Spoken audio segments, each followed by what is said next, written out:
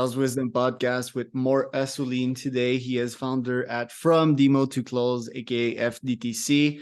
Mor, can you get this started? Give us a brief introduction about yourself. Tell us about FDTC a bit more. Yeah, so FDTC from Demo to Close is a B2B SaaS consulting advising company. There are two parts of the business. One is B2B consulting advising for startups to grow revenue. I build out their playbooks. I improve their processes, audit their processes, improve their salespeople. And then there's another sort of leg to the business, which is the university, which is the number one SaaS sales coaching program for account executives specifically. So it's like live coaching with me once a week. We're eventually going to do it multiple times during the week with course content. There's a private community. There's like an entire, I call it a sales cocktail. It's like a swipe file of curated tactical sales advice that I just curate online. And it's and this morning I had somebody Slack me that they just closed a 32K deal this week. Big deal. So yeah, that's the business. So I work with early stage startups and account executives. What better serotonin shot than a 32K deal? Yeah. Nice little intro right here. You've started your career as a copywriter.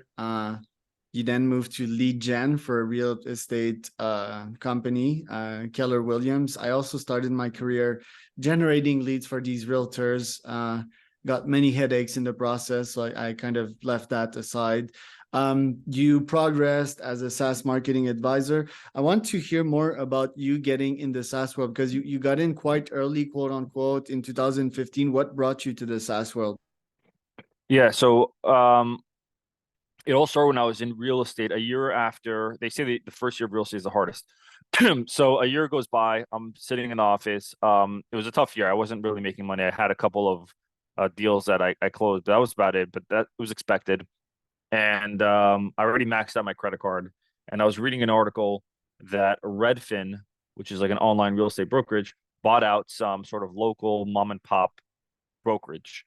And what they were planning on doing was hiring these agents on that work for Redfin, but they do all the stuff that realtors do. And I thought to myself, hold on, wait a minute, I'm going to be competing with Redfin like this. It's going to be a lot harder unless I am an above average agent performing, or I have, maybe I'm working like I'm exclusive or I have a huge brand. That won't beat me, right? But if I'm like an below average rep, sales agent, then I'm gonna lose to people like companies like Redfin or other agents.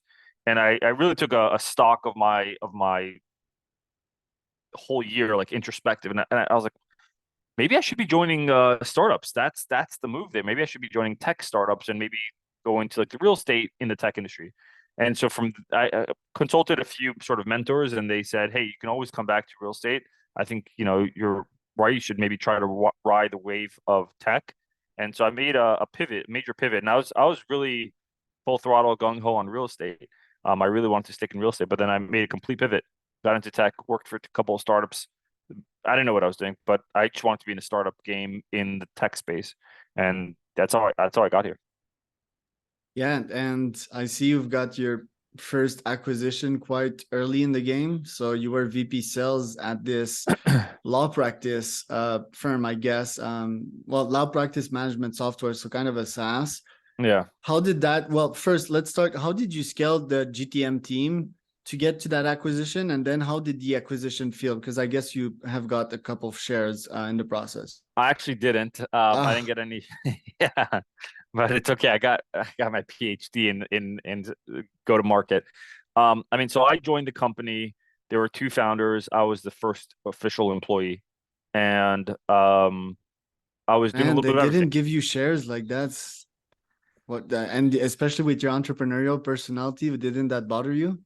I wasn't out. I don't know if at that time I was 25 when I joined that company, maybe 24, 25. I don't remember. 25, I think. And I think I was more of an entitled entrepreneur. I wasn't really an entrepreneur. Like I didn't really do anything consistently besides real estate, maybe. So I was more entitled than anything else. And I was new, so it's all right. Like I'm still very close with both the founders. But yeah, I joined in first employee, and just like any startup, I was doing full sales cycles. I was prospecting. I was handling the inbound leads. We had a lot of inbound leads. I was then onboarding those customers. I was servicing them. I was migrating their data for. I was doing everything. And then we had to hire. So I was very much involved in the hiring process. And then 6 months later, I was 26 years old. Both founders came to me and said, "We want to promote you to VP of sales." And so I didn't know what that meant. I just knew it was a cool title. And I just read a lot of books. I worked late hours. I was single at the time, living at my parents' house. So I was working late hours. I would come in at 6 a.m. to the office, stay till 11:30. I enjoyed it. I enjoyed the company. I enjoyed the culture. A lot of trial and error, And then, over 4 years, we grew the company to 50, 70 plus employees. We had like 5 different departments that I built out initially. And then I hired managers to run them. One department that had no experience in building, but I built it, and it ended up being a very profitable department because we were able to close more deals that way. Was a data migration department. I don't know anything about data migration, but I knew how to sort of build processes and get the talent. So yeah, I mean, 4 years later, we got acquired by a company called Alpine Software Group, private equity firm. They invest in these like startups that do really well. They invest in like legal tech, martech, prop tech, etc. And then after that, I sort of stayed on for a little bit, and then I did some fractional work before I went on to another full-time VP role. Right. Fun fact, the first startup that I co-founded, well, the first serious marketing agency that I co-founded, I think I was 22, and I asked for 30% of the company straight off the bat. They gave it to me. And I quit 2 months after that to found my own agencies. It's fun to evaluate mindsets and backgrounds and evaluate the difference. Want to talk about Bravado and community, which is the next topics. Like, you're obviously in many sales communities nowadays. Tell us a bit more about Bravado, and tell us in the process of communities, and maybe also touch about mentorship, because I see like a lot of mentorship roles here. Yeah. Well, Bravado, I'm not as, I'm part of the community. At one point, Bravado, I don't know if they still have it. Sahil Mansouri runs it. You'll see he partners up with Corporate Bro, which is hilarious. But yeah, they had like a mentorship program at one point, and I joined, and I helped a little bit for salespeople that needed mentorship. And then I'm just like, I engage in the community there, but I wouldn't say like it's like a crazy full engagement community, but it's a really awesome community that they do have, because a lot of the stuff that you want to ask, you can obviously ask it anonymously, and no one, it doesn't go back to your boss or whatever it is. And then Techstars invited me to be a mentor for early stage founders. I need help with like go to market. And so every time they have like a new cohort of founders, they tell me to come in and do like a hour-and-a-half workshop on sales. And so I do that. And then there's another one called Endeavor. They also have like this mentorship program that I mentor certain founders. Yeah, that's the mentorship side.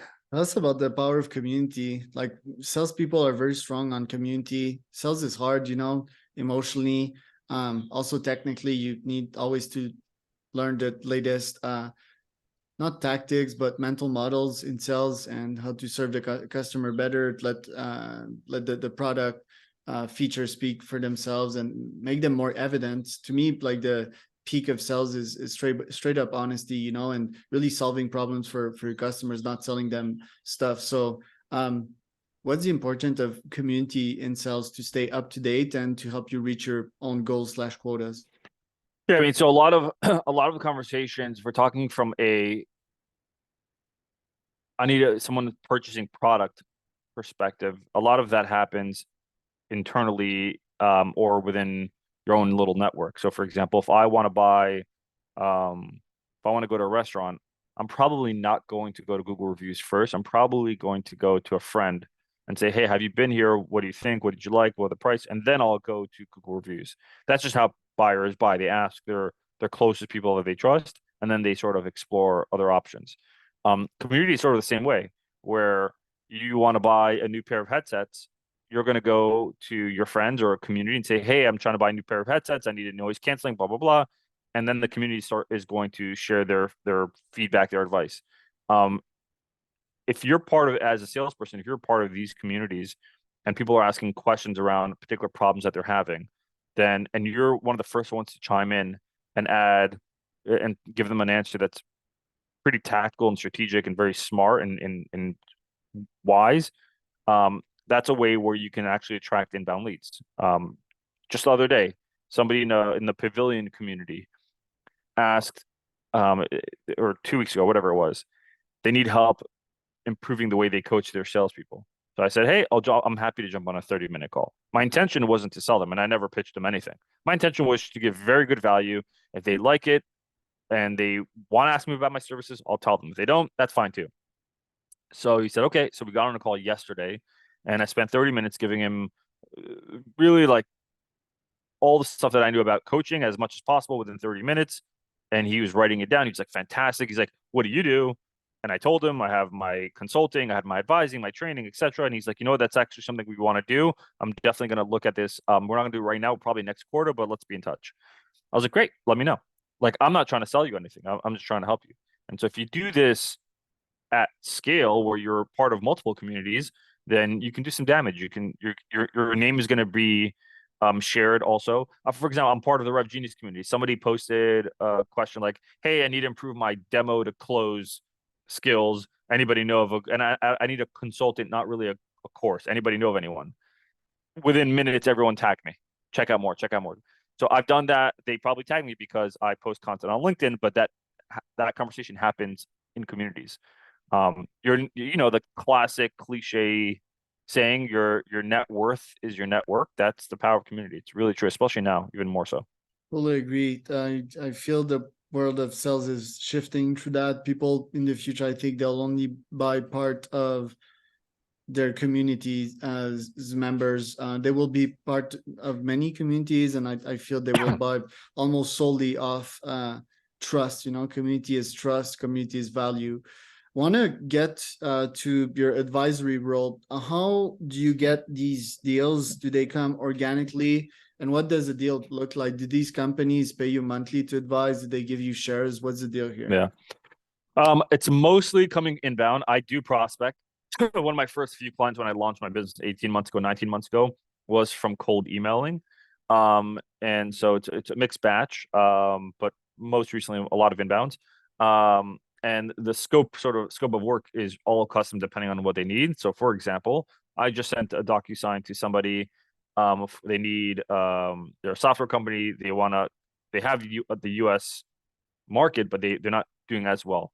They need to improve their messaging. They're not converting as much. They don't know how to properly prospect. Their email sounds salesy, blah, blah, blah. And they don't have really a playbook. And they need someone to guide them. They have a VP of sales. So VP of sales is really going to spearhead everything, but they need someone to sort of guide them, be there as a sounding board, a consultant. And so that's a strategic advisory where we'll meet on Zoom 4 times a month for 1 hour or so. They add me to their Slack channel. They have my cell phone, and I'm there to advise them whenever they need. So they'll jump on a Zoom call, they'll come with their questions, and we'll review whatever it is. Whether it's the email that they're about to send out, they want me to review that, I'll review that. Whether it's a job description, whether it's the playbook, I'll review that. And then you have other scopes of work, which are a lot more tactical, where they don't have a playbook. They have a sales team. They need to build out the playbook. They don't know how. And so I come in and I literally build out their sales playbook. They go to market sales playbook. I will train their team. I will build out a talk track library with their Gong account that they have. I will help them rewrite their job descriptions, help them recruit. So it's a lot more tactical. I don't necessarily do the selling for them, but I will teach them how to sell, but I will do the playbook build out, the enablement, all that stuff. So it all really depends. Sometimes somebody just needs coaching. They just need call coaching. That's all it is. Right. And is it most of the time shares, or is it free? Is it monthly rev that they pay? I don't typically work with, like, somebody offered me yesterday shares, and while it could sound nice and sexy, I don't take it. I go for cash, and it's month to month. I used to do like a minimum 3 month, but I was like, you know what? I'm gonna do month to month. I think it's just makes everything frictionless. Only for certain engagements, I'll do a minimum 3 month. But yeah, it's month to month. The minimum rate for like just strategic advisory is like 3K per month. And yeah, I don't really do shares. I mean, I would, if they want to do shares plus an amount, like a monthly amount, yeah, sure, maybe I'll be open to it. Okay. And there's no like scheduled monthly calls. It's just like open hours, open office hours, or No, there is. So we schedule out, depending on the scope, right? So but most of the scope has some sort of coaching meeting involved. And in that case, we'll schedule it on the calendar. Plus, there is this like open accessibility to me via Slack, via WhatsApp, via iMessage that the founders or the VPs of sales can reach out to me. Okay, yeah, and mostly inbound from the pod and all the talks that you do, they hear about you and they reach out. I post a lot on LinkedIn also, and I Yeah. engage a lot. I spend 2 hours on LinkedIn every day. Yeah. Talking about pods, do you have yours? What insights do you have for us to run a successful pod? How do you get your guests? How do you Yeah. publish? And how do you satisfy your audience? Yeah, I mean, so if we're starting from the top, you know, I like to interview people that I want to learn from. That's what makes the podcast interesting. If I just interview them because I want to have a guest on my podcast, then it's going to be a very boring style. I won't have good questions to ask. So if I want to learn from you, if I'm genuinely curious, I will start asking very, call it difficult, challenging questions. And I will challenge you on some of your answers. I had the CEO of Avoma, which is a competitor to Gong, on my podcast, and it was about like how to sell against the competitor. And if you watch the podcast, I challenge him a lot. I push back. So tip number one is invite guests that you want to learn from, not just for your audience, but for you. It makes things a lot more interesting and fun. The second thing is I would send them a list of questions in advance for some of the topics, depending on what it is. Just depending if you're doing a very tactical podcast where it's like strategy, then send them the questions in advance. If it's more of open conversation, like tell me how you started, blah blah blah, I wouldn't. What else did you ask about the podcast? I don't like to keep them for 45 minutes or longer. I think it's I don't sit on 45-minute podcasts or longer. It's just harder for me to commit to that, especially with I have kids. If somebody commutes to work, then depending on how far the commute is, if it's 10 minutes, they don't want 45 minutes. If they work from home, which many do, 45 minutes to block out at home is a lot more difficult nowadays. So I like to keep my podcast max 30 minutes. Couple of follow-up questions here. So first, pushbacks. Yeah, I naturally push back, and I wouldn't use even the word pushback. It's very flowy and natural, and it's kind of under the radar because as soon as people start feeling that you push back, I think they push back more. Most humans, that's how they react emotionally. So what's your tip on pushing back and making things interesting, but making things comfortable and not generating cortisols in their brains? Yeah. Well, I tell them in advance. So I tell them way in advance that I'm going to push and I'm going to challenge them. And I have a document. It's pretty much like a scope of the podcast document that lays out, hey, here are the topics that I've typically done. Here's some others that we need. Pick one and then email me. Here's a recording of a podcast. You should get a feel for it. Here is the style of the podcast. So I lay out everything. I set the expectations way up front. If they're down to do a podcast with me, then they know they're going to go on the podcast, and I tell them in advance. Hey Charles, by the way, I said it earlier in the document and on our previous call. I'm going to push if I feel like there needs to be pushing. Feel free to push back, but that's what makes it interesting. Okay, interesting, because me and my experience, if I start telling people that, most won't show up on a pod. Also, not a red flag to me, but yellow flag is when people insist for me to send the questions. I found that all my best podcasts have been conversational. They sound way more authentic, but I do understand the need to pre-send the question if it's going to be tactical, technical, so that it can be straight to the point, especially if the person's not that great of a communicator, if their ideas are not like fully made up and it comes out like really bad. How much percentage of your podcasts are conversational vs tactical/technical? So I don't know the exact percentage, but let's say if I invite a CEO to my podcast to talk about I may have like maybe 4 or 5 questions prepped in advance that I'll send them. But similar to true sales discovery, that one question can become 5 questions within itself, because they'll give you a response.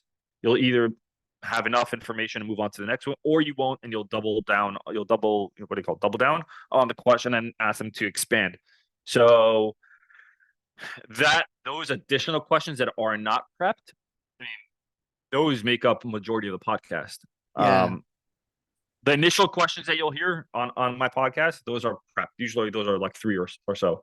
And then those like, hold on, but wait a minute. You said earlier that that's a conversation. That's because I'm curious. Love it. And it only works when you invite someone that you want to learn from. If you can't learn from them, you won't have that conversation.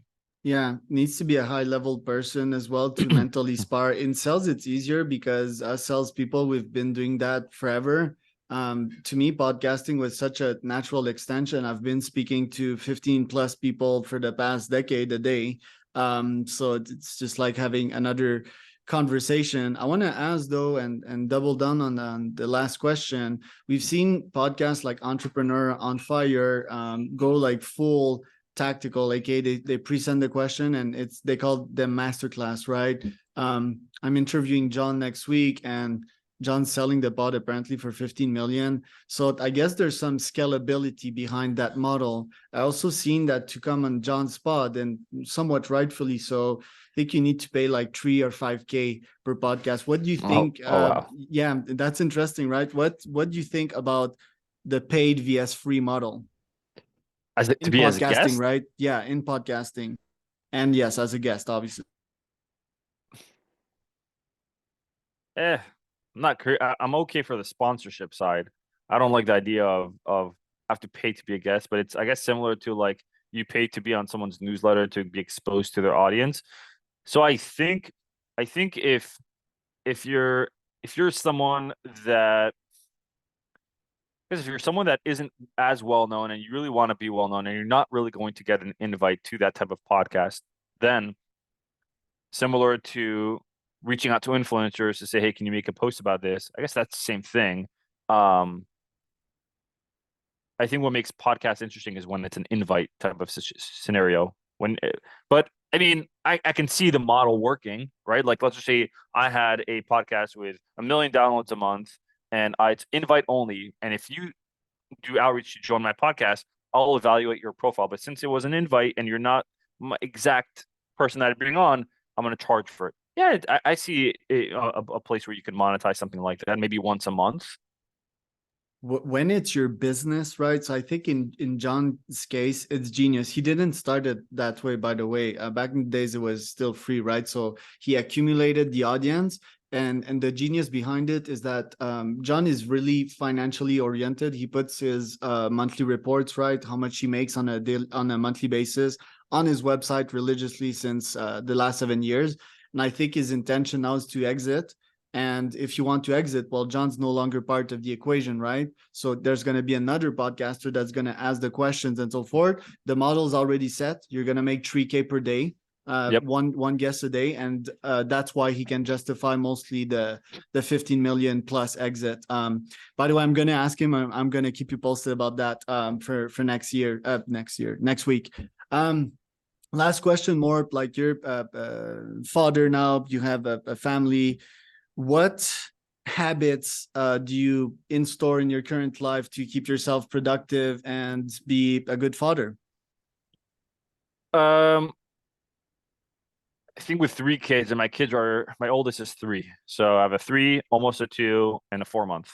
So it's I'm in the thick It's of it. rock and So roll. yeah. So the only way for me to stay, and I run a business, so that's like another child. And I'm married, and so you have to maintain that, right? And then you need your own Also, sanity. yep. So I think it's very hard to have a routine when you have like a family. It's very difficult when, at least when they're this young. But I think for me, I'm very religious about my routine. So like in the morning, for example, the way your morning starts off with the kids, if it's wild, your day is going to end up wild. So if you decide that you want to sleep a little later, so you want to wake up at 8 o'clock, and then you're going to rush the kids to school, everything else in the day is going to be rushed. So I try to wake up a little earlier, and the first thing I do is I just get them dressed off the bat. Boom, get them dressed, so they're ready. Everything else happens after they eat, they poop, whatever it is. Get Roast them out the spaghetti. doors. Yeah, no, yeah, now in the morning. No, yeah, they sit down. I have to be there when they're eating. I don't want them to eat by themselves, 'cause otherwise it's gonna be a mess. And then I use my calendar as like my task. So I have my calendar. I have like 2 hours blocked out for like LinkedIn. I have an hour or two blocked out for prospect, and I stick to that. But I try to take 10-minute breaks in between. Otherwise, I get burnt out, and then I sort of like go outside. I go on YouTube. I get distracted. So I try to really focus on maybe 1 to 2 main activities throughout the day. But having a schedule when your kids are not around and sticking to that is most important, because when they do come home at like 4 or 5, it's shit, it's crazy. Are you proud of what you accomplished? Do you ever pause and reflect on Mor being the father, the business owner, the husband, and how successful you are? Not yet, and I don't think I'm successful yet, and not at all. I Not can tell you, you are like with 3 children, with a startup, with a wife, with a family like that. I mean, you handle your shit quite well. I think I handle my shit quite well. I just don't think I'm successful yet. I don't not for me.